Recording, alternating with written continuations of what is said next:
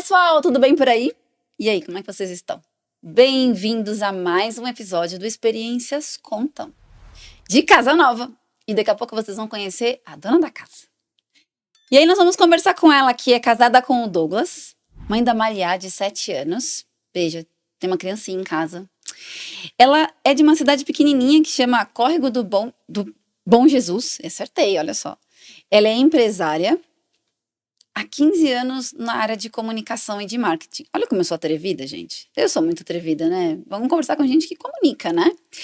Hoje está com a gente a Regilene Finamore. Falei certo? Falou certinho. Já com uma versão nova do nome, entendeu, gente? É sobre isso. É sobre Seja bem-vinda. Obrigada, que bom estar aqui com você, poder contar um pouquinho, né, da minha história, compartilhar experiências. A gente trocou umas figurinhas lá embaixo, gente. Vocês não vão entender muito bem, mas depois a gente mostra um take aí que vocês vão entender. E ela tava falando da cidade dela, que era bem pequenininha, e que ela cresceu num sítio mesmo, com várias coisas diferentes. Muitas crianças não sabem nem o que é isso, né, gente? Não é casa com grama do lado, é sítio mesmo, sabe? Assim, bastante. Conta pra nós, por que comunicação? Por que jornalismo? E como é que você chegou nessa trajetória? Bom, eu desde pequena gostei muito, muito, muito de conversar, falar, né? Você já percebeu que eu falo pouco, né? Sempre foi muito dessa área de artes mesmo, né? De me comunicar com o corpo, então dançando, cantando, apesar de cantar mal, mas era bem atrevida também nesse ponto. Participei de muito teatro, minha mãe sempre foi uma incentivadora muito forte desse tipo de cultura, de arte. E eu sabia que eu queria trabalhar nessa área de comunicação. Embora minha mãe, o sonho dos meus pais ali era que eu fosse da área da saúde. Obviamente, isso nunca foi o meu sonho, né? E aí eu pensei, eu acho que eu vou fazer. Minha primeira ideia é fazer artes plásticas, moda. Mas eu nunca fui muito habilidosa. Moda tem que desenhar, cortar, não é só sobre cores, né? Eu fazia ali, né? A minha moda não significa que era boa, mas eu nunca fui aquela pessoa muito, né, detalhista, minimalista, né, que essa profissão exige. Mas eu gostava muito de escrever. E na quarta série teve um episódio que foi muito legal. Eu gostava muito de escrever e fazia muitos textos, muitas redações. E eu teve uma competição na cidade, e é onde a gente queria fazer uma redação e a gente colocava um pseudônimo. Meu pseudônimo era Pimentinha. Então você imagina. Por quê, né? Eu falava pouco. Não era nada ardida. Coitada da mãe, eu tô imaginando aqui. Coitada. E aí eu participei dessa competição, foi muito legal. Eu falo assim que tem uma história de amor entre eu e um liquidificador. Liquidificador? E vou contar por quê, olha que doido isso. O liquidificador é ótimo. Quem ganhasse a competição ia ganhar um liquidificador. Você imagina ali, né? Não tem muita conexão, uma criança ganhando um liquidificador, mas ganharia um liquidificador para casa. E a minha mãe usava muito o liquidificador dela. E o liquidificador da minha mãe estava muito velho. E eu falei, eu vou escrever e eu vou ganhar. E era com pseudônimo porque a cidade é muito pequena. Então, se fosse com nome, podia falar, fulano ganhou por conta disso. Porque, o jurado era assim, assado. Então, ninguém sabia quem era. E foi uma história, assim, super legal. Até me emociona um pouco, porque, como você disse, eu morava no sítio, a 3 quilômetros e pouquinho da cidade. Era aniversário da cidade, era o dia 12 de dezembro. Um sol muito forte. E eles iriam anunciar ali no momento da festa da cidade. Todo mundo lá? Todo mundo lá, quem era a vencedora daquele prêmio. A minha mãe tinha os afazeres dela, né, ali, meu pai. E eu fui sozinha fui a pé na estrada ali, cheguei até a cidade e fui sozinha ver o anúncio ali da redação. Você tinha 10 anos, 10, 11 anos. E uma vez, quando era um pouco menor, eu vi uma frase que eu levo pra minha vida. Que era uma frase que estava escrito num quadro que eu tinha visto, que era, se você quer, é porque você pode. Faz sentido. E eu ficava muito com aquilo sempre na minha cabeça, né? Achava que podia coisa que não podia, mas né, tava determinada. Eu tinha certeza que eu ia ganhar aquela competição. E eu cheguei lá e no momento do anúncio, eles falaram que a Pimentinha tinha ganhado.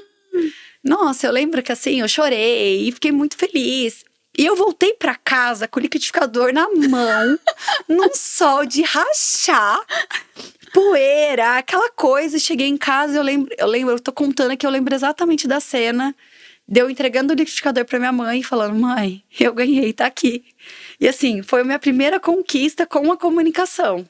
Sensacional. E eu imagino a sua mãe, né? Não, e ela assim, como assim? A Pimentinha era você? Porque ela fazia, né, participava ali, ela fazia parte do quadro ali dos professores, só que ninguém sabia ali quem era quem, né? Que sensacional. E aí, quando a Pimentinha foi pra lá, ela nem pensou, porque foi uma coisa assim, tinha o Denis o Pimentinha, e eu peguei o nome do Denis o Pimentinha, entendeu? E nem era porque não era arteira, mas é porque eu falava A primeira muito, coisa que veio, falou, cara, às vai vezes as essa. pessoas falavam assim, que tanto fala, ai, que grito ardida, minha irmã falava muito, ai, como você é ardida, menina, falava fino, sabe? E aí foi o primeiro nome que deu. Então foi assim, o meu primeiro amor ali pela comunicação, por escrever, foi com essa redação. E já ganhou um liquidificador. Pois é. E que a sua mãe saiu no que a minha lucro, mãe né? saiu no lucro. Veja bem. E aí, olha que legal, assim, para várias pessoas que tiveram conquistar ou a casa, enfim, que foi com muita luta. Inclusive pro meu marido, quando a gente começou a namorar, eu fui um dia na casa dele e tinha um liquidificador velho. E eu dei o liquidificador pra ele. Aí, meu pai teve um problema de saúde, enfim, e ele precisava muito, ele teve câncer no estômago, e ele precisava muito fazer as comidas ali batidas, tal. E o liquidificador da minha mãe, que era o antigo, que já durava 1000 anos, tava velho. Eu falei, eu vou comprar um liquidificador, porque ele vai fazer diferença na vida das pessoas. E recente, uma pessoa que eu gosto muito, quando ele foi pra casa nova dele, o meu maquiador, inclusive, né? Um dos que cuida de mim. Ele, vamos fazer um open house, enfim. Eu virei e falei assim, Vini, eu vou te dar um liquidificador. Porque ele tem toda uma história ali dele vindo pra cá, e vários desafios, e ele tava muito feliz com aquela conquista dele. Eu falei assim, isso aqui é um símbolo de conquista pra mim, então eu vou te dar um liquidificador. Ai, que lindo! Então, assim, o liquidificador virou um símbolo de... E o Vini sabe por essa história do liquidificador? Ele sabe dessa história do liquidificador. Que sensacional! É muito legal, né? Quantos habitantes tinha essa cidade? Então, 3.000 e pouquinho. Hoje, eu brinco contando com o Douglas e com a Maria, que não são de lá, tem 4.000. Que populam de vez em quando? Tem 4.000. Mas você, aos 10 anos, estava lá ganhando o seu liquidificador, já com os seus dons. Tava lá e mal sabia que ia estar aqui hoje, falando um pouquinho, né, para as pessoas de lá.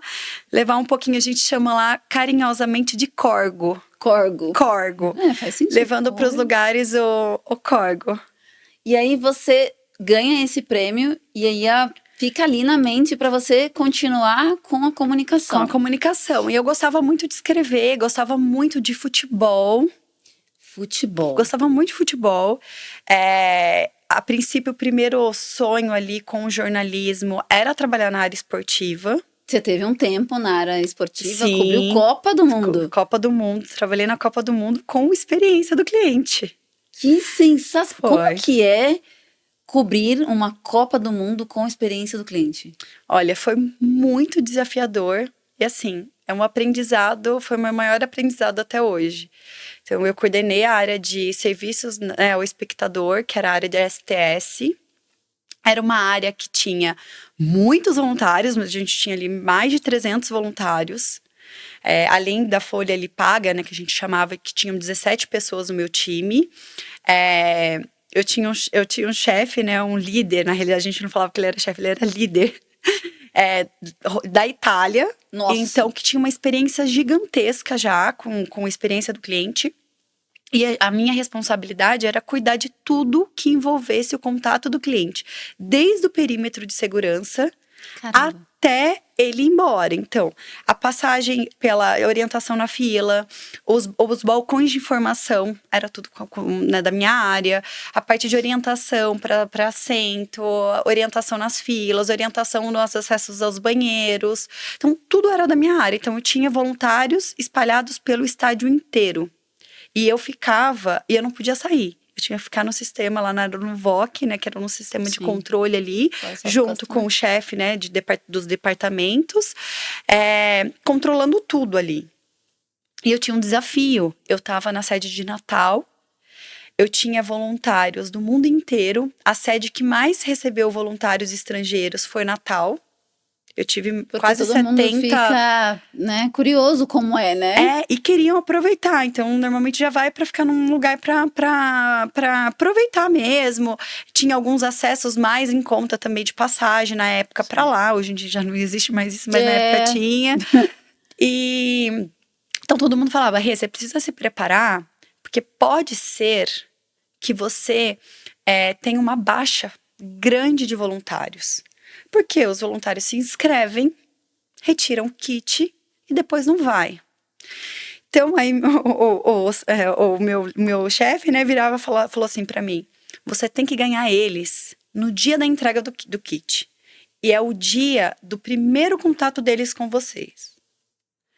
Aí eu fiquei, né, pensando o que eu podia fazer, E aí a gente fez a recepção deles como se fosse a chegada dos jogos.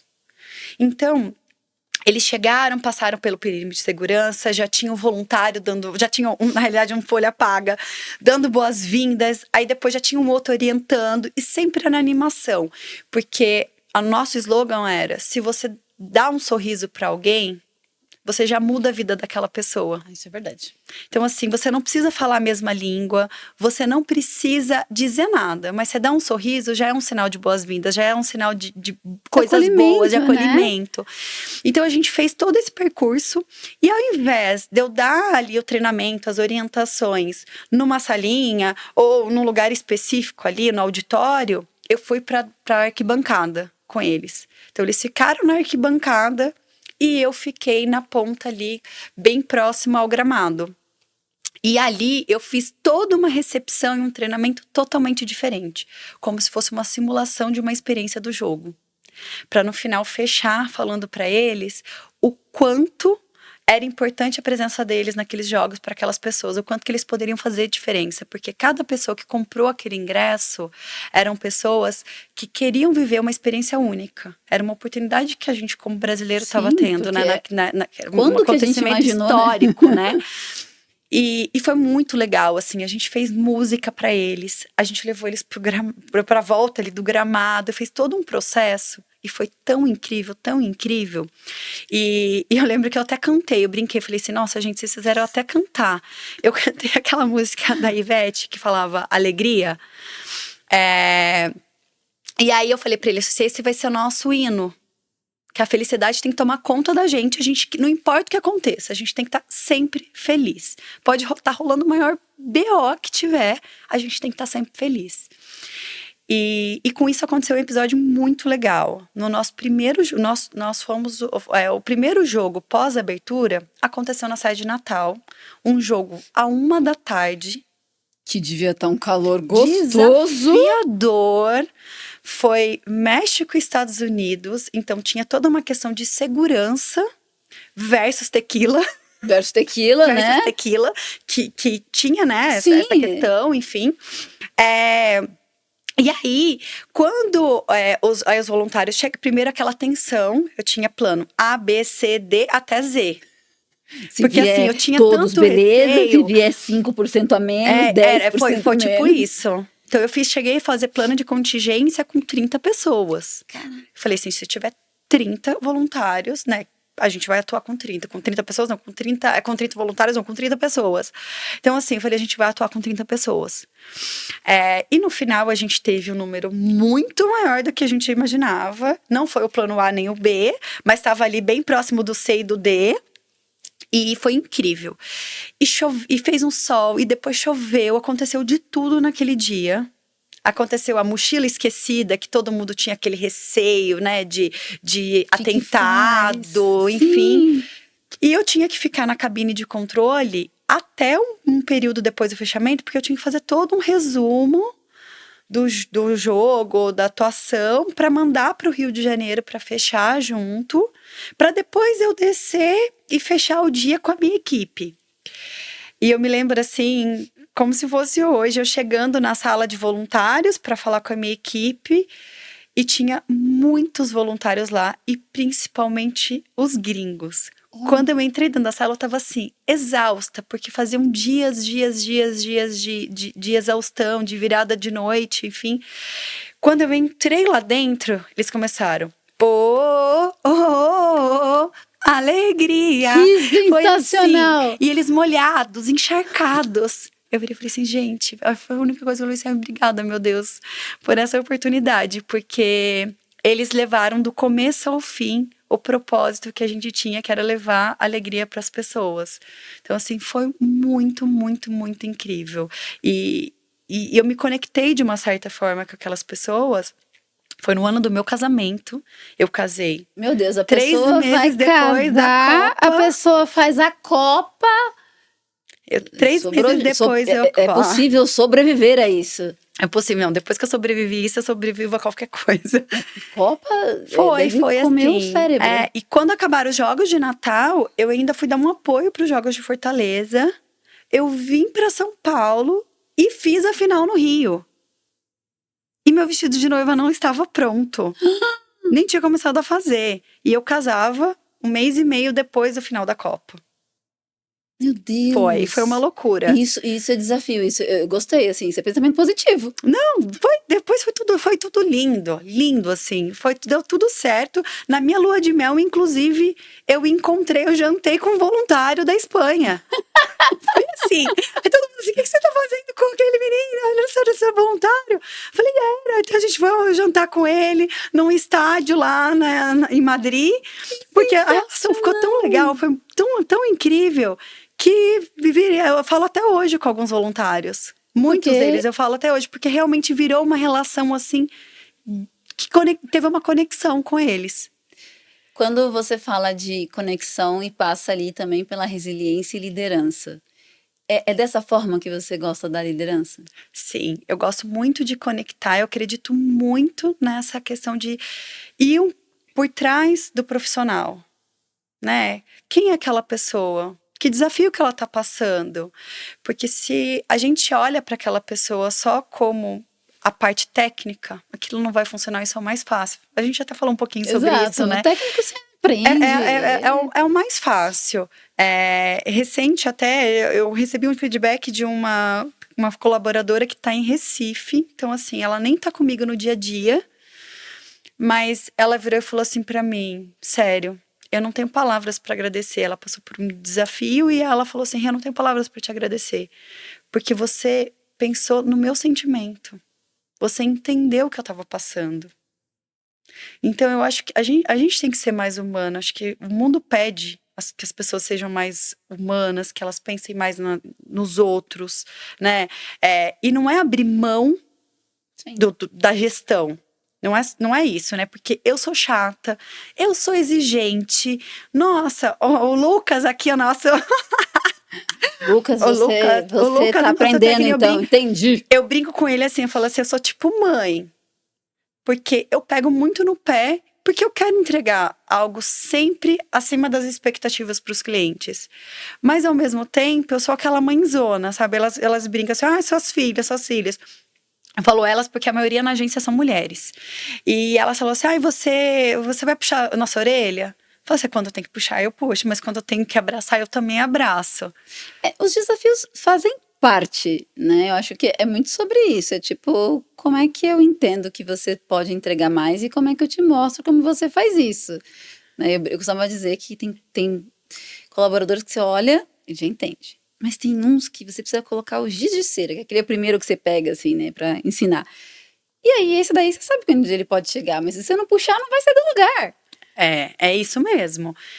Você tem que ir ali puxando, orientando, né? E aí eu até falo assim, você só pega no pé de quem você sabe que vai. E se não for, você também já desiste ali, você já entende. Mas a maioria das vezes a gente pega no pé de quem a gente sabe que tem ali, né? Eu tive um cliente que ele falava assim, a gente sabe que não sai leite de pedra, mas tem pedra que tem leite. E que você sabe que se você cutucar ali, você vai encontrar alguma coisa. Então, vamos tirar leite da pedra que você sabe que vai sair. Faz sentido isso, gente. Gostei disso. Gostei da história da pedra, gostei. Me diz uma coisa, 8 anos já de empreendedorismo, quase 9. É bem diferente? Como é essa transição de você estar gerenciando uma equipe que está sobre uma grande empresa, pequena empresa e a sua empresa? Olha, é muito desafiador. É muito desafiador. É um famoso 7-1 quase todos os dias. Daquele que você fica assim pensando, esse replay não pode ser. Não, de novo não. Às vezes você acorda num dia super tranquilo e fala assim, ai, que dia maravilhoso, tudo organizado, tá tudo tranquilinho. De repente, tudo muda, tudo transforma e vira aquele caos e assim, é você que tem que resolver, é você que você não tem por onde fugir, né? Então, e conforme vai crescendo, né, a RF tem passado por muitas transformações, né? Inclusive o estúdio é uma dessas. Casa nova! É uma dessas transformações, mas que não vem fácil, né? Nunca é fácil. O empreendedorismo, ele exige muito. Então, às vezes as pessoas falam assim, é fácil você ter seu negócio, é fácil empreender. Não é. O negócio é seu. Eu falo, não, gente, não é bem assim. Na realidade, a gente nunca mais você vai tirar férias, porque você não vai se desligar. Você pode até tentar, mas você não vai conseguir. Você tem famílias que dependem de você, né? Então, no começo era uma família, depois passa a ser 2, hoje são 20. Então, assim, você acorda todos os dias, não é mais para lutar pela sua família. Você tem que lutar pela sua família e pelos outros que estão contando com você, né? E você empreender numa condição que a gente tem ainda no Brasil muito difícil para a vida de um empresário. Para a mulher ainda é muito desafiador, assim, às vezes você está de frente a frente com algumas negociações, ainda te julgam por ser mulher ou não confiam na sua capacidade por ser mulher, então você tem que se impor mesmo, né, a gente tem que ir ali e falar não, é assim, e colocar, impor respeito, passar segurança, então tem tudo isso. E na situação econômica que a gente vive, né? Então, eu acho que são muitos fatores que levam, assim, esse desafio diário. E sem contar que a gente é mulher, a gente é mãe, né? A gente tem uma casa, uma família para cuidar, né? Tem aquela coisa, né? Embora eu tenho, assim, o Douglas como um parceiro mesmo, né? Às vezes a mulher fala, ai, meu marido me ajuda. Não é questão de ajuda. O Douglas, ele faz a parte dele. Ele faz a parte dele como marido, como esposo, como pai. Agora, como sócio, né? Aqui do estúdio. Então, ele veio aqui para somar. E eu acho que ele representa o que muitos homens deveriam representar na vida de uma mulher, né? Porque às vezes eu vejo tantas pessoas passando ou trabalho o dia inteiro fora, ou tem a empresa, aí chega em casa, tem ainda tudo da casa para fazer, porque o marido acha que está ajudando e hoje, naquele dia, ele resolveu não ajudar. E não, a gente tem que dividir tarefas, tem que dividir, né? né? A coisa tem que rodar no final do dia. Exatamente. Mulher, mãe e 20 pessoas sobre a responsabilidade. Dorme tranquila? Obviamente que não, né? Porque você, por trás desse comunicação e marketing, você tem os clientes por trás, né? E hoje, marketing hoje não e a comunicação não é demorada, né? Como era no passado. Hoje, num clique, num negocinho de sim ou não, aquilo vai por água abaixo. Como gerencia tudo isso? Olha, é uma situação bem complicada. Cada vez mais tem sido mais difícil, porque é isso. O cliente, ele não quer esperar para ter um retorno, embora aquele retorno possa acontecer, não seja nada urgente às vezes, ele pode esperar, mas a gente vive num mundo ansioso, onde todo mundo, esse negócio do WhatsApp virou...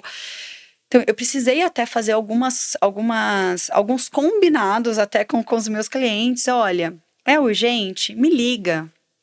Porque eu comecei a ficar numa sequência onde eu respondia o WhatsApp meia-noite, 1h da manhã, 4 da manhã, 5 da manhã, de coisas que às vezes não precisava. Às vezes o cliente nem ele estava pedindo, mas eu me sentia na obrigação.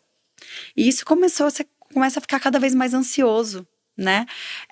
E a comunicação em si, ela exige muito esse imediatismo, porque é isso que você falou.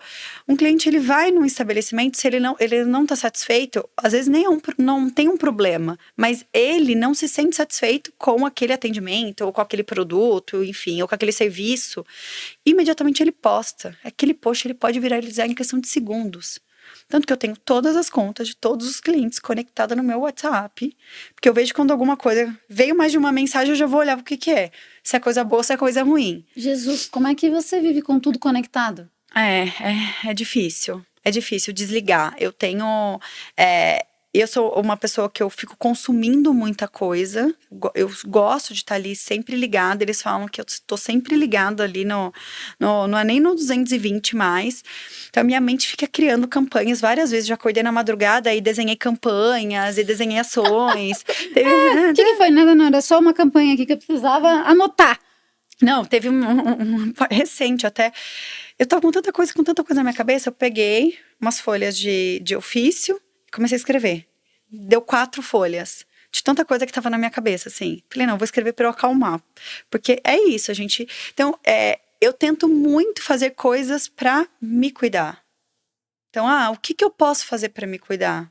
Aonde eu posso ir para dar uma desconectada? Então, eu tenho me esforçado para isso. Eu acho que a gente precisa fazer isso.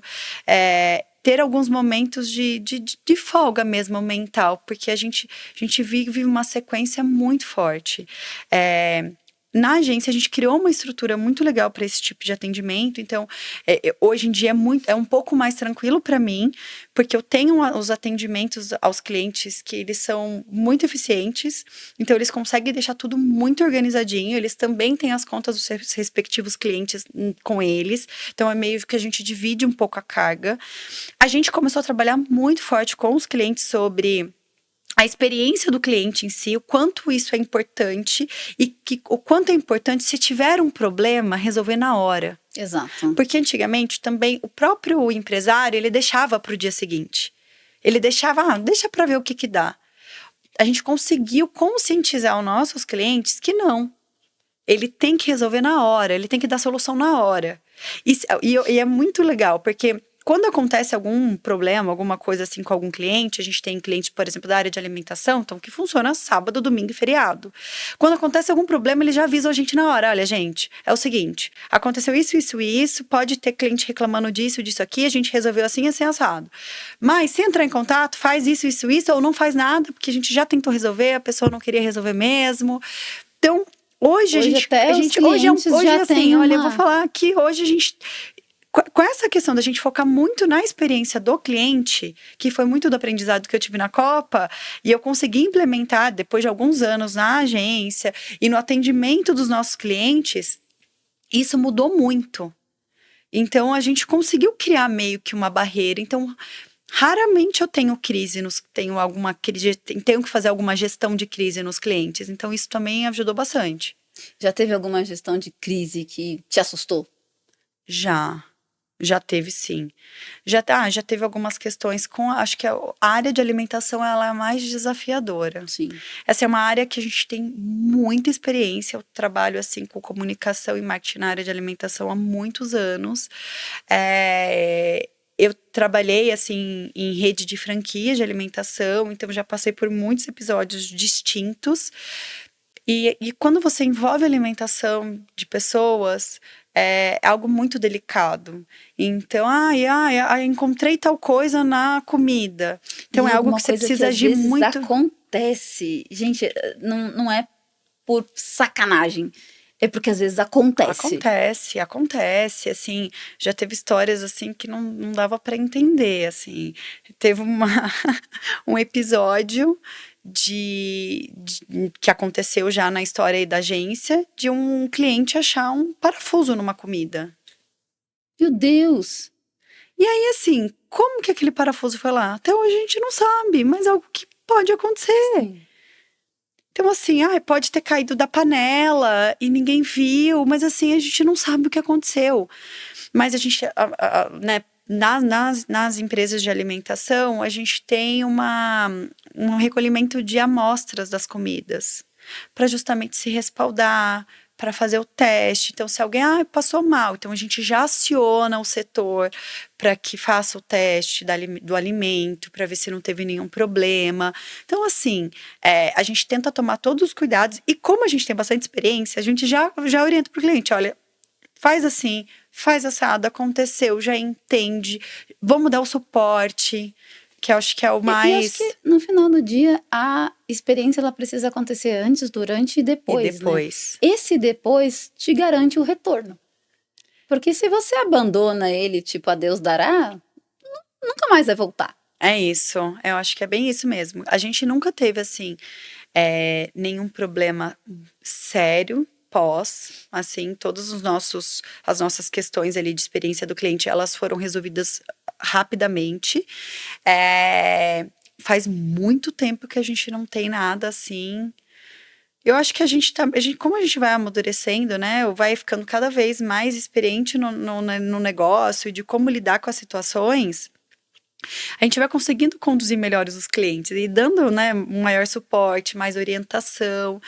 E os clientes, nossos clientes aqui na casa, eles estão há muito tempo com a gente. Já tem uma relação de confiança. E quando entra cliente novo, a gente faz questão de ter um momento de um onboard muito forte. Então, foi algo que a gente aprendeu também, que não dava para o cliente entrar e já sair fazendo as coisas, enfim. Para mim, que sou extremamente ansiosa, foi um processo difícil, mas a gente conseguiu implementar. Mas se você pegar a cartilha ali de experiência do cliente, acho que o onboarding é a primeira etapa que você tem que segmentar e tem que trabalhar muito forte naquilo. Então, e a gente passou a fazer isso muito forte mesmo, né? De mostrar para ele: olha, a gente trabalha assim, a gente orienta que você atenda desse jeito, a gente sempre faz cliente oculto. Então, além do benchmark, a gente faz cliente oculto para entender desde o atendimento. Porque eu falo assim: há um cliente que a gente vai fazer uma publicação de uma campanha, enfim. Gente, como está o atendimento do seu WhatsApp se um consumidor foi atingido, né, foi impactado com aquela campanha? Como que vai ser o atendimento dele? Tá todo mundo realmente da cadeia sabendo dessa ação? Então, a gente faz questão de fazer alguns testes para ver se realmente o atendimento tá bom. E você consegue reverter isso antes que um outro cliente veja um problema.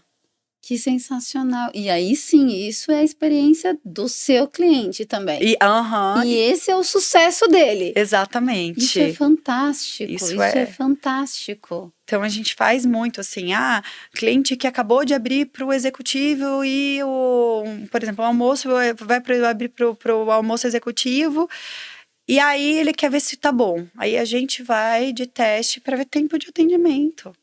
Porque a pessoa tem que chegar e sair em 40 minutos, porque ela vai gastar 20 minutos de locomoção, ou, né, entre escovar um dente, enfim. Ou eu vou fazer uma campanha num PDV, eu preciso saber se desde o segurança da entrada tá sabendo que tá tendo aquela campanha, até a pessoa da expedição. Porque ela pode, em algum momento, fazer uma pergunta, por mais que ela não vá comprar um produto naquele momento daquela campanha. Sim. Entendeu? Então, é algo que a gente realmente pega muito no pé. Que sensacional. Você traz muito na sua fala, né, a experiência, o treinamento, a orientação. E na minha pesquisa eu vi que você gosta de neurociência e neuromarketing. Por quê? Onde te auxilia isso? Olha, entender o comportamento humano, a mente humana, ela faz com que a gente trabalhe melhor. Então, eu gosto muito de estudar dessa área, porque eu falo que tudo tem um porquê. Né? Eu sou a pessoa do porquê, então tudo tem um porquê. Por que acontece isso? Por que acontece aquilo? Como que a gente vai trabalhar daquela forma? Eu preciso entender o que aquela pessoa tá pensando. Quando a gente trabalha com marketing, tem muito disso, né? Às vezes, o gerente de marketing, ou o próprio dono, o próprio gestor ali, ele não, porque eu pensei nessa campanha, porque eu vi que fulano fez, deu certo. Tá, deu certo pro cliente dele. Você já pensou com a cabeça do seu cliente? Não, mas eu quero fazer. Não, vamos pensar. E com isso a gente tem que estudar muito o comportamento humano, né? Não dá para sair fazendo as coisas sem a gente entender como que funciona, sem a gente entender a lógica que tá por trás daquilo tudo, né? Do sentimento que aquilo vai despertar, que parte do cérebro aquilo que a gente vai fazer vai conectar. Né? É o cheiro do lugar, é o tato. É Aonde é que eu isso. vou ativar o desejo por algo? Exatamente. Eu acho que quando a gente passa a estudar um pouco mais disso, as coisas começam a fazer mais sentido. E você começa a criar campanhas, ações mais certeiras. Porque a gente, no final do dia, o que o cliente quer é o resultado, né? Então, quando a gente tem um estudo... E você fala com embasamento, né? Sim. Você não, é porque eu gostei, não, é porque eu achei que é legal, porque eu já vi funcionando em outro lugar. Não, você tem todo um conceito por trás. Toda a sua agência é boutique. Ou seja, você tem que fazer um trabalho para entender com quem você vai trabalhar, conscientizar ele de como é que é a regra do jogo para mostrar o resultado. Tem cliente que estranha? Tem cliente que acha muito fora da casinha. Fala assim, A gente fala de experiência, as pessoas nem sabem o que é, entendeu? No final do dia. É isso, eles falam assim, não, mas é sério? Não, mas peraí, você tá entendendo? Quando eu falo assim, não, porque antes de começar, principalmente quem tem negócio físico, né? Eu falo assim, a gente precisa fazer uma imersão. Eu preciso lá entender, eu quero falar com o diretor dessa área, com o diretor daquela... Como assim vocês vão lá? Vocês vão fazer? E eu faço questão de eu participar de todas as imersões para que o cliente não tenha uma falha na experiência dele na agência. A gente lida com pessoas, então hoje eu posso ter um atendimento, amanhã aquele atendimento pode não ser mais. Mas o meu cliente, ele não pode sentir. Então eu faço questão de ter, né, sempre participar e saber quem é o cliente, porque quando eu conecto e entendo quem é ele, é muito mais fácil de, inclusive, eu passar para as pessoas que vão trabalhar, né, com ele. Então, os clientes, em geral, eles estranham, eles falam, não, mas é assim mesmo, mas o atendimento é assim mesmo. Mas vocês sabem disso, vocês sabem daquilo. Então, ele se sente, assim, espantado quando a gente fala, não, mas não é normal isso. Não é normal isso. Aí tem um cliente nosso que fala assim, agência boutique é outra coisa, né? A gente tem um cliente uma agência que é como se fosse o cliente. É tá isso, lá, assim, tá perto, lá. Tá entendendo a necessidade que às vezes nem ele sabe que tem. Exatamente. Porque é o que você falou, tem muito gerente de marketing que chega, quero subir na lua. Por quê? Porque eu vi um vídeo ali, ó, que alguém subiu na lua, eu quero subir na lua também. E hoje, esse mercado digital, que tudo acontece muito rápido. Se a gente volta lá no seu começo de carreira, tinha lá a campanha que ficava lá na loja, tinha um cartaz. Hoje, em 2 minutos, você atinge 200 milhões de pessoas. Essa velocidade, você acredita que ela ajuda ou atrapalha? Eu acho que ela ajuda. Mas, se ela não for feita de forma estratégica, ela atrapalha. Por quê? Isso já aconteceu algumas vezes na agência, do cliente ter uma ideia, eu quero colocar uma ação, uma promoção, e aí, não, é porque eu desenhei aqui, vamos colocar no ar amanhã. Isso, tipo, no dia às 4 da tarde. Aí você tem que fazer correndo, então você nem teve tempo de pensar ou estruturar estrategicamente a campanha, né? Não, mas deixa eu já postar, já posta, já impulsiona, já faz ali uma campanha no tráfego, pago. Aí você nem criou talvez a melhor peça, você nem produziu o melhor conteúdo, porque você não teve tempo hábil para isso. Ele coloca essa ação no PDV dele, né? Ali no ponto de venda dele, onde nem a equipe dele tá sabendo direito. E às vezes, operacionalmente, ele não consegue executar da melhor forma. Ele não fez a conta financeira no final das contas, então eu já tive caso de cliente satisfeito, do cliente final, né, insatisfeito, da equipe de começar uma ação e da equipe que está lá na linha de frente não saber o que é ação. Eu já tive caso de perda financeira alta, porque não pensou direito na ação, fez uma promoção. Nossa. E não fechou a conta não fechou. tiveram muitas pessoas, mas no final das contas não é quantas pessoas tiveram, Sim, quanto é o que gerou de faturamento, né? O que é o ROI daquela Daquela ação, E então, assim, é algo que ela pode ajudar, mas ela pode ser aí uma inimiga também, essa questão o imediatismo em si, né? Eu vi um post na página de vocês que vocês falam que existe um futuro para o marketing e uma provocação sobre as redes sociais, né? Falando se elas vão continuar perene ou não. Como é que é a sua visão das redes sociais? Eu acho que, assim, sempre elas vão continuar, mas ela não vai ser cada vez mais, ela vai ser para uma quantidade menor de pessoas. Então, você vai ter que saber usar. Isso a gente já vem aí, principalmente no último ano, a gente viu acontecer muito isso, né? Porque vieram as dancinhas, né? Vieram ali os conteúdos mais superficiais mesmo, né? Então as pessoas perderam um pouco o interesse nessa questão de uma conversa mais densa ou com uma conversa mais robusta de informações mesmo, mais completa de informações. Mas ainda tem pessoas que se interessam por isso. E eu acho que isso a gente não vai perder. O crescimento do podcast mesmo, eu sou uma pessoa apaixonada por podcast. Não é à toa que, né, tudo isso aconteceu. Mas eu sou uma pessoa apaixonada por podcast, porque eu sou sedenta por consumir esse tipo de informação. Então eu acho que vai continuar, vai moldar. Eu acho que cada vez mais vão mudar as pessoas. Algumas pessoas vão continuar e o conteúdo vai continuar ali sendo reproduzido, como outros não. Então a gente vai ter que, assim, ter um equilíbrio, né? É disso. Mas eu acho que não é algo que vai acabar, sabia? Ela perde força. Ela perde força, eu acho que vão surgindo coisas novas. Eu sinto que teve uma volta um pouco mais do contato físico, né, dos eventos presenciais, eles voltaram a crescer. Eu participei, assim, de alguns eventos já esse ano bem grandes e que há alguns anos eu fui, pouco depois ali, né, da pandemia, enfim, eu fui e não tava mais, não tinham perdido um pouco a força. Então eles voltaram a acontecer, porque eu acho que as pessoas estão isso. Você entra na rede social, então se a cada 10 conteúdos superficiais você tem um bom. Infelizmente tá assim. Exato. Né? Então, as pessoas querem ir para um lugar onde ela vai consumir o dia inteiro de conteúdo bom. Que tenha minimamente uma curadoria, que a gente traga pessoas, né, o que vai consumir uma coisa que ela vai usar na prática, né, não quero ver uma dancinha mais, já passou a fase. É isso.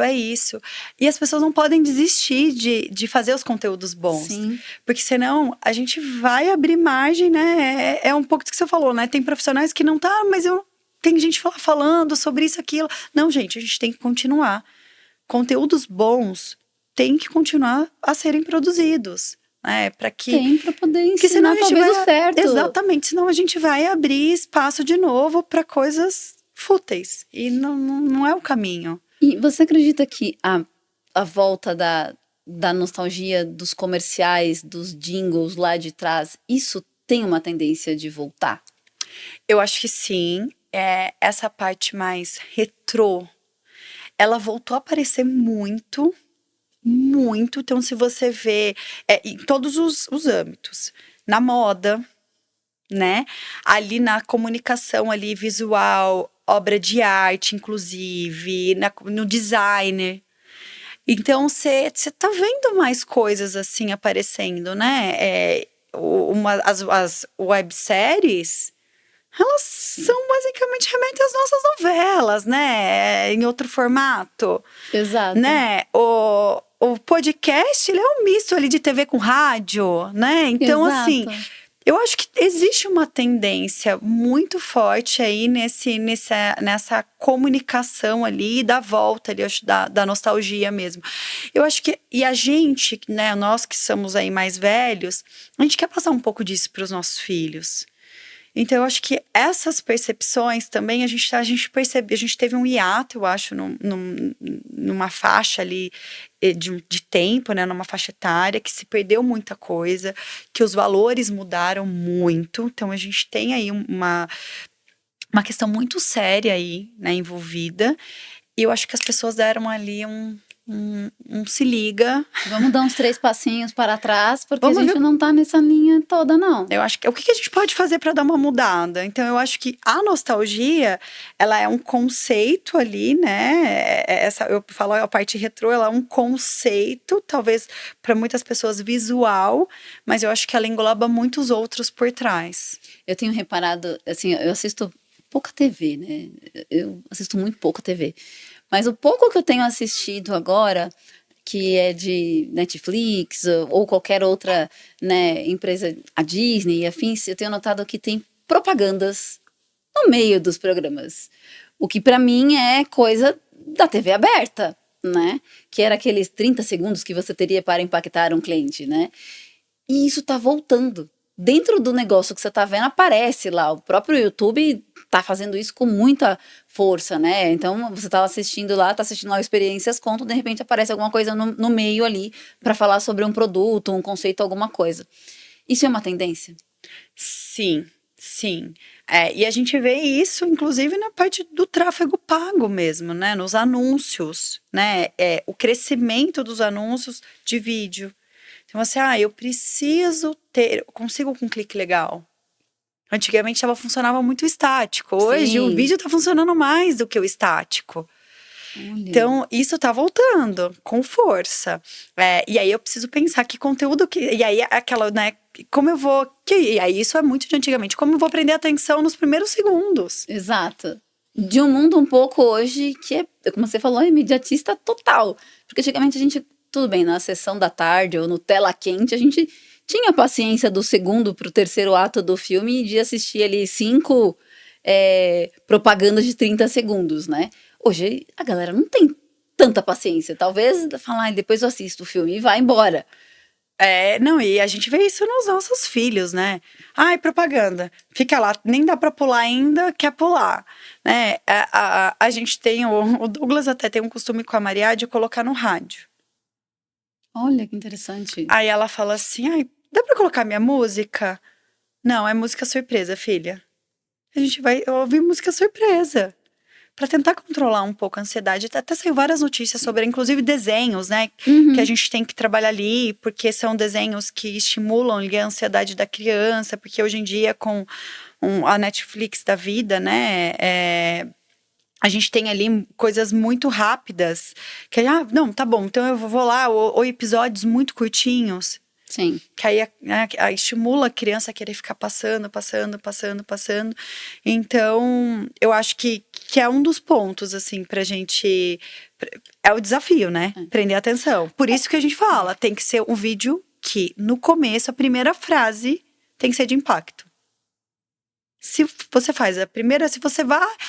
então, você compraria um produto para fazer não sei o quê? Não. Eu vou resolver o seu problema. Eu vou fazer isso. Eu vou fazer aquilo, entendeu? Você falou das crianças, né? E a Europa tá vindo com uma força pesada de tirar os conteúdos das crianças, né? Na Europa já se fala de leis de só deixar crianças consumir telefones, terem telefones e afins a partir dos 18 anos. Você acha que isso prejudica o marketing? Nessa linha do consumo, de como a gente consegue entender a geração que está vindo? Eu acho que prejudica, com certeza, porque né, as crianças, os jovens estimulam muito essa parte do consumo, né? Eles têm um papel fundamental ali no comércio, né? Então, às vezes, a minha filha fala de alguma coisa que ela viu num comercial do YouTube que eu nem sabia, nem fazia ideia que existia. Eu tenho várias também. Vi não sei o que é isso? Onde você viu? E aí eu vou pesquisar sobre, aí eu vou, né, buscar ali, saber quanto custa, que loja tem, aonde tem. E às vezes a gente acaba, inclusive, comprando, né? Enfim. E, então, assim, com certeza vai impactar. E vai impactar forte, né? Eu sei que tem todo um conceito de educação por trás, assim. Esse assunto é extremamente polêmico, eu brinco assim que no grupo da escola, então isso é uma polêmica, o que pode, o que não pode, é um grupo de amigos mesmo, né? Sim. Não, mas eu deixo meu filho tanto tempo, assim, enfim, eu acho que cada um sabe a melhor maneira de educar, né? Existem vários estudos que também estão ao nosso aí, à nossa disposição. Mas eu acho que não dá para ser, minha opinião, né? Não dá para ser tão radical. Sim. Né? Eu acho que eles precisam saber, eu acho que precisa de uma orientação, de um controle, porque eles não têm mentalidade nem maturidade suficiente para ter esse autocontrole. A gente não tem. Exato. A gente se perde ali, quando a gente vê, a gente já foi 2 horas. Mas, gente, eu preciso fazer as minhas coisas. Então, a gente se perde. Eu falo Agora, que imagina... eu gosto de entrar no TikTok, porque pra mim o TikTok é mortal, assim, porque ele é muito mais rápido do que o Instagram. E diferente do Instagram, no Instagram eu tenho contas que eu sigo, então eu consumo aquele tipo de conteúdo, e como o TikTok não tem esse meu parâmetro, ele vai me dando um monte de coisa, então eu consumo e fico às vezes falando, cara, o que eu tô fazendo aqui? Perdendo tempo, não quero estar aqui. Então eu tenho não entrado mais, tipo, eu não vou entrar no TikTok, porque às vezes o Felipe manda alguma coisa pra mim e fala, te mandei alguma coisa, eu falo, ai, não manda no TikTok não. Acontece isso comigo no Pinterest. Jura? Eu sou uma fã do Pinterest. Assim. Que interessante. Eu tenho várias pastas no Pinterest. Então, eu tenho... Dali que sai tanto assim. Eu falo muito isso pro pessoal na agência. Eu falo assim, gente... Eles falam assim, nossa, você é muito criativa. Do nada você cria uma campanha. Eu falo, não, gente, é que eu consumo muita coisa. Então, quando você consome bastante informação... a sua cabeça não para, né? Exato. Você começa a fazer links muito rápido. Exatamente. Então, eu sou assim no Pinterest. Então, você fica ali, eu fico horas no Pinterest.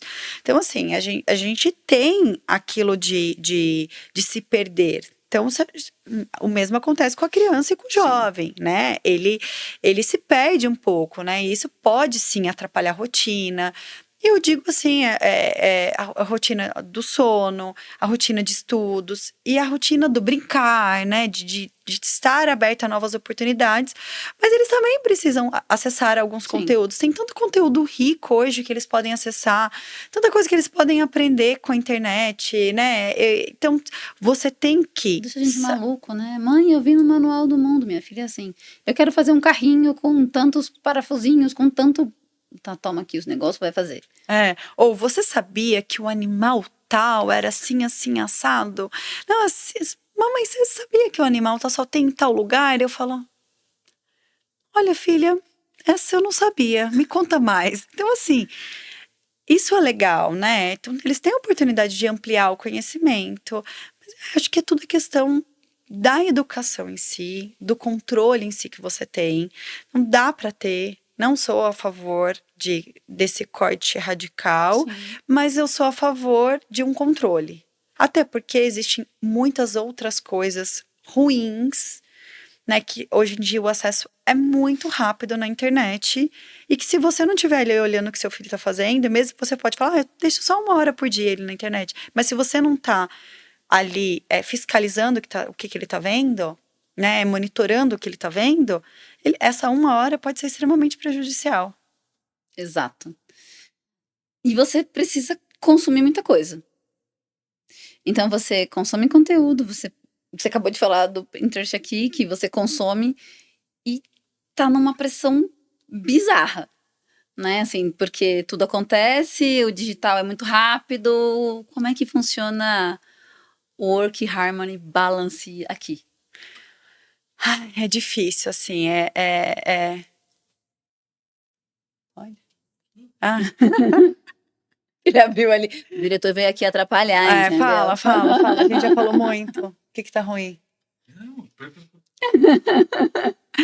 é difícil você manter ali o equilíbrio constante, né? Então, assim, eu falo que nunca tá 100%.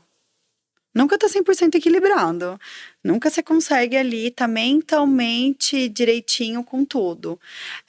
Você vai ali tentando... Sempre tem uma área, eu falo assim, tem aquela divisão das áreas da vida? Sim. Sempre tem uma que tá meio desequilibrada e tá tudo bem. Mas você não pode deixar de olhar para todas as áreas, né? Então, o que você tem de uma... Às vezes eu faço umas fugas, assim. Então, ir pro Corgo, que é a minha cidadezinha, é um momento, assim, de de muito relaxamento pra mim. Eu me energizo lá. Pisa na terra. Piso na terra, tomo um banho ali no fogão do chuveiro d'água da mina, com fogão, né, esquentada a água do fogão a lenha, né? Gente, ela contou nos bastidores aqui uma coisa muito interessante. O pai dela não deixa ter chuveiro elétrico dentro de casa. O chuveiro passa ali esquentando no fogo do fogão a lenha. Quase que não sai. Olha isso aí, mas é isso. É tipo, você quer água quente, você acorda de manhã, e lá é na serra, né? Você acorda de manhã, a água tá o quê? Gelada. Aí você fala, eu quero tomar um banho. Aí você fala, então, tem que acender o fogo, esperar aquecer, para depois você poder tomar um banho. Não é imediato. Mas é isso, porque lá as coisas não são imediatas. As coisas têm um tempo, e a gente aprende, volta para uma casinha onde é preciso parar, respirar. Pra que esse imediatismo todo? Então, eu acho que é um dos lugares, assim, eu tô até construindo uma casa lá. Que legal. Eu falo que, assim, que é o meu maior projeto de vida é a casa lá. Porque lá tem toda a minha história, a minha essência, a minha origem. E é algo que eu não quero nunca desconectar. E lá é o meu ponto de equilíbrio, assim, sabe? Eu me desconecto e, assim, graças a Deus o Douglas ama ir pra lá. A Maria, então, né? Você deixa ela quer ficar só lá, né? Você fala, volta. Volta pra casa, filha. E então, assim, eu tento equilibrar um pouco com o esporte. Eu adoro ir, não vou num salão, então eu tenho meu momento ali. Então, eu gosto dessas fugas que eu tenho ali, né? Esse momento de equilíbrio. E eu em casa eu tenho um sofazinho, tipo assim. Quase divã. E eu deixo lá, e lá tem, assim, as minhas coisas de espiritualidade, eu tenho livro, eu tenho ali meu incenso, pego minha tacinha de vinho, às vezes eu fico ali, aí chega a Maria, chega o Douglas, eu falo, gente, eu tô no meu momento, tanto que o espacinho chama Meu Momento. Adorei! Adorei! No Dia das Mães, a Maria fez todo um caminho com flores, e o meu presente tava no meu momento. Aí ela virou e falou assim, mamãe, o seu presente tá lá no seu lugar preferido, lá no seu momento. E aí o caminho levava até lá o sofazinho. Ai, gente! Que eu falava assim, gente, me deixa que eu tô no meu momento. Que ele já sabe que é o momento que eu preciso relaxar, tentar desconectar. Que sensacional! Empreendedorismo é isso, liga e desliga. E a gente já entendeu que ela liga muito, né? São 20 pessoas abaixo já, com 8 anos de uma trajetória de um mercado um pouco acelerado demais, assim, né? E aí o mundo, né, o diretor fica aqui, assim, olhando pra minha cara, porque realmente o tempo voa, gente. É a única coisa que não dá pra parar ainda. Tá vendo? A gente falou aqui, costurou 1 hora já. É isso, você viu isso? Tricotando e não acabou. Mas a gente adora episódios 2, 3, entende? A gente adora isso. A gente tá começando a ficar muito bom nisso. E aí, pra aquela câmera ali, qual conselho você daria pra essa galera nova que tá numa vibe bem diferente do que é a vida, do que é o Work Harmony Balance, como a gente quiser chamar? Qual que é o recado que você dá ou qual que é o conselho que você dá? Bom, meu conselho para você que não sabe direito aí para onde ir, que caminho seguir, ou o que fazer nesse mundo doido que a gente vive, ter momentos de pausa, ter momentos de consumir conteúdos de verdade, conteúdos bons, como esse podcast, né? Como boa marqueteira aqui. Mas é isso, leiam boas coisas. Ainda bem que a gente ainda tem bons livros para serem lidos, boas histórias para serem ouvidas e bons conteúdos para serem consumidos, porque se a gente não vai em busca do conhecimento, eu falo muito isso para as pessoas que trabalham comigo, o conhecimento é algo que ninguém vai tirar de você. Então não deixe de adquirir nunca, nem por um segundo. Sensacional. E como é que as pessoas podem se conectar com a RF e com você? Bom, vocês podem me procurar no Instagram como Refinamor, é isso mesmo, Refinamor. E o da RF, lá tem o Insta da RF, que é rf.comunica. Vou adorar compartilhar um pouquinho com vocês, vou adorar que vocês acompanhem a minha rotina aí, ligada no 220, e poder conhecer um pouquinho mais sobre vocês também. Me chamem lá. Adorei! Tá vendo? É sobre isso. É como a gente faz as experiências contadas serem compartilhadas. Eu sempre digo em todos os podcasts que a maior moeda de troca que a gente tem é o tempo. Então eu agradeço muito você ter dedicado o seu tempo com a gente aqui na Casa Nova, já contando bastante coisa de como vocês funcionam aqui e como é que essa sua trajetória maravilhosa te trouxe até o estúdio também, e agora uma nova conexão com a gente e a gente com você. Então, super obrigada. Ai, obrigada a você pelo convite, o Felipe. Eu falo que nada é por acaso. Então, a montagem desse estúdio não foi por acaso, abrir mais um braço da agência não foi por acaso. Eu acho que aqui vai ser um espaço onde muitas pessoas vão se conectar. E uma conexão foi a nossa, eu adorei também. Adorei. Obrigada pelo convite, me senti muito honrada em poder participar e contar um pouquinho, né, da minha história. Ó. Primeira vez no podcast aqui, ó, meu, olha só, no estúdio. Ela conseguiu testar o estúdio da experiência do cliente, ela já fez toda a jornada, olha entendeu? Aqui, sobre isso. O atendimento tá bom, né? A acústica tá boa. Tá ótimo. Você gostou da luz, assim? Nossa, incrível esse estúdio, vocês não acharam? Eu achei, gente, olha só, eu achei, Casa Nova, podem vir, vem pesquisar com a gente aqui. E você que ficou com a gente acompanhando até agora, gostou? Foi útil para sua carreira, vida e o que mais você quiser usar? Então, assiste mais, compartilha, deixa aqui nos comentários o que você achou. Pode mandar recadinho para nós e estamos juntas. Vamos amar. E vamos caminhando e cantando. Mais uma vez, obrigada. Obrigada a você. E para você que ficou aqui com a gente até agora, próxima quinta-feira, estamos no ar. Tchau, tchau. Obrigada, tchau, tchau.